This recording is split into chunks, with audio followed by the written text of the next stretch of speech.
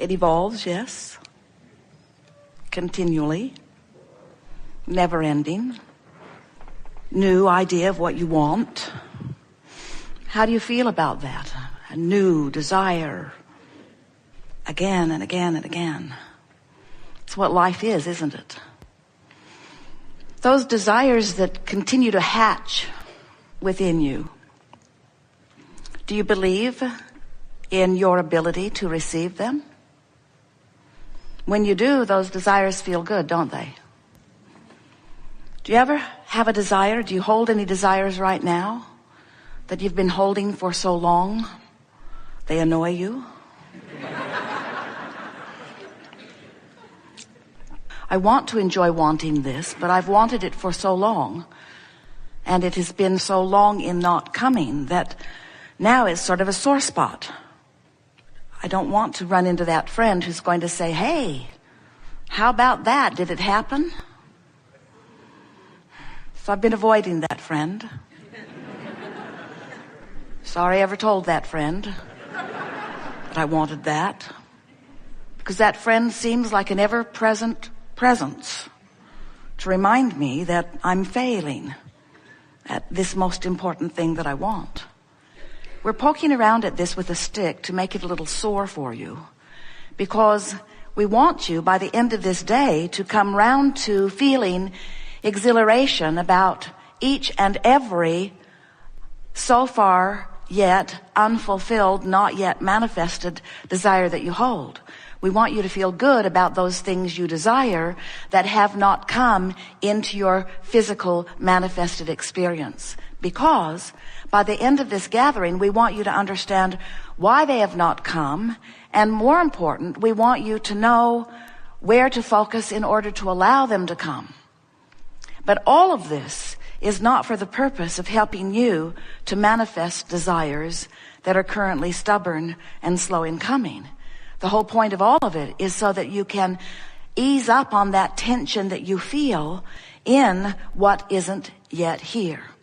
Because if you can figure out how to give yourself a break, how to ease up on the tension you feel for unfulfilled desires, if you can feel easier about things that you want that haven't come, or about things that are currently in your experience that you want not, that you can't figure out how to get rid of, if you can come to this place where you feel ease, even though the manifestation has not yet caught up with the desire, then we will have done the work that we came here to do. Because we know that when you find a way of coming into alignment, which means letting go of tension, coming into alignment, which means lining up with ease, coming into alignment, which means letting go of regret, coming into alignment, which means finding self-love. When you find a way of letting go of grudges and find a way to come into alignment with the lover that you are, when you are able to come into alignment with the whole that is you, then your world will feel good right now. And after all, that's why you want everything you want, isn't it? Isn't every single thing you want, whether it's a material object or a state of being or a pile of money or a relationship or a circumstance or an event, isn't every single thing you want because you believe in the having of it you will feel better? And we just want to help you get it turned around in your own mind so that you can feel it in your own being. We just want you to remember that if you can get yourself to find a way of feeling good, regardless of what's going on. And by that, we don't mean look at awful things and feel good about them. We say find a way of feeling good no matter what's going on, which is really about focusing. It's about focusing as best you can towards what feels as good as you can find it. If you can do that, then you can train, and we mean that in every literal sense, you can train your own vibrational patterns into harmony with who you really are and what you really want. And that's what causes a releasing of tension, because that's what causes a releasing of resistance. It's resistance to who you are, meaning resistance to who you are with all of the things that you've been asking for. It's resistance to who you have become that equals negative emotion. So your negative emotion is not your enemy. Negative emotion is your very best friend, because your negative emotion is pointing right at your self-inflicted, and it is every time, self-inflicted resistance, which is the only thing that is holding you apart from who you really are and all of the things that you want. It will feel so good to you to rediscover your own personal empowerment. We see so many of you standing in a place that you don't want to be, with all kinds of uncontrollable circumstances surrounding you. You can't control your economy. You can't control your government. You can't control what's going on with terrorism and violence around. You can't control your own children. You can't control what's going on in your experience. And yet you keep feeling like if you could just control that, and if you could just control that, if you could just find the power to control those circumstances, then you would feel better. And we want today to show you the difference between what you think of as control or power and what we know is ultimate control and empowerment. In other words, when you are wanting to control someone, think about something all out of whack and you are feeling bad as you are observing it. Whether it's about your world economy, whether it's about your own personal experience, something that you cannot control. There are too many moving parts, and as you attempt to control it, you can't. Well, that feeling of control is right over there next to the fear that you've been feeling, right next to the despair that you've been feeling. That control that you try to muster is right there with revenge and anger, isn't it? That feeling of control that so many people want is way over there on the emotional scale, right next to your greatest disempowerment, where empowerment is on the opposite end of the emotional scale. Empowerment is you being in vibrational alignment or in vibrational sync with who you really are. That's your ultimate empowerment, you see. And yet there are so many people who are really against the idea of seeking any sort of control, because in seeking control there is a sort of not letting go. And we want you to understand that we agree. You cannot let go and allow who you really are when you are seeking power or when you are seeking control. But if you can find today, and we will lay it out for you in such obvious way, if you can find today the difference between control, which is an outside the vortex attempt at moving circumstances and events in order to get things in a place that they feel better, and true empowerment, which is getting into the vortex and therefore in alignment with who you really are, you will discover some keys that will feel like magic to you. Subtle differences in terminology, huge differences in vibration. And when you discover alignment with this energy that creates worlds, you will find true empowerment. You will find the empowerment that you came forth to express through your creative lens. This is the thing that we really, really, really, really want you to hear. You cannot train yourself into the vortex from anywhere outside the vortex. In other words, if we were to give you processes all day to try to help you to get into the vortex, it would be less effective than if life just takes you in. Jerry and Esther were driving across from Texas the last couple of days. Coming across New Mexico, there is this most beautiful place. It is called the Texas Canyon. It's in New Mexico. And it's not a canyon. But just the same, it is the most beautiful, beautiful, beautiful, beautiful place. And as they drove and saw and breathed and felt, they could not remain outside the vortex.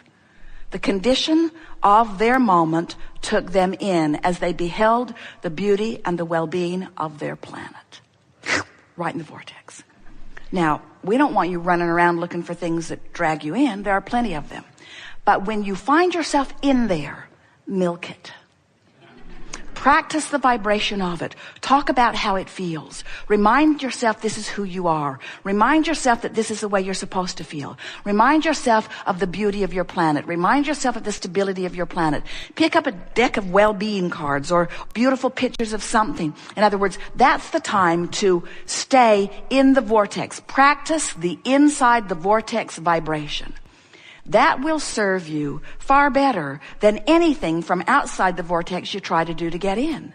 And there are so many things that life shows you in every day that take you into the vortex. So when you find yourself in there, or when you even think you're in there and aren't sure, milk it.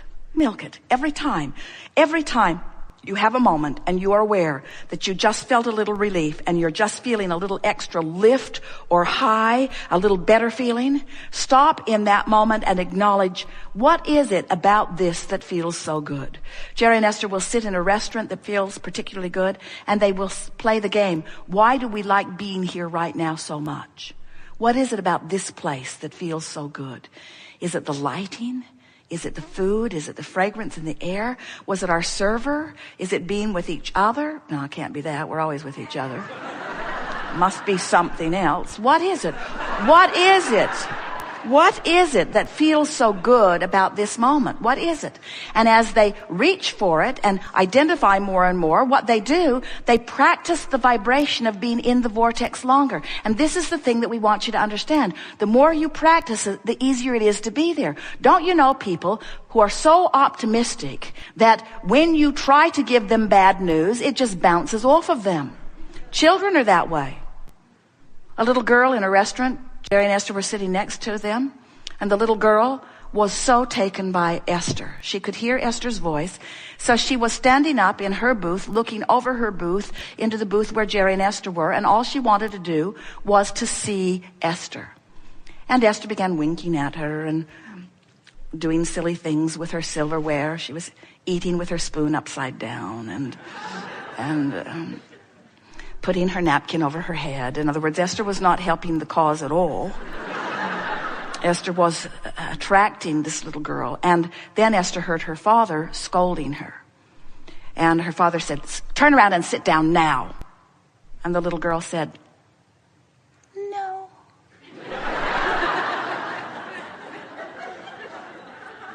And her father said, "Turn around and sit down now." And the little girl said,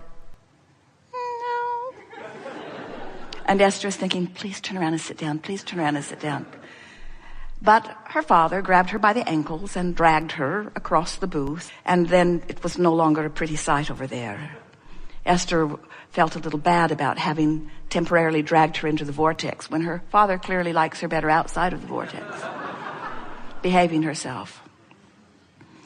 When you find yourself in the vortex, milk it with everything that you've got until you have such a vibration going on from inside the vortex that no one and nothing that is reverberating out there with a different frequency has any access to you. And what you will begin to discover is those old troublesome thoughts that used to make their way into your consciousness frequently, they're gone. Old grudges lift off of you. You stop rendezvousing with ornery people. You stop rendezvousing with people in traffic that are inconsiderate. In other words, when you train yourself into a vibration of well-being, when you become solution-directed rather than problem-directed, when you train yourself inside the vortex, everything in your world will shift because you are the point of attraction.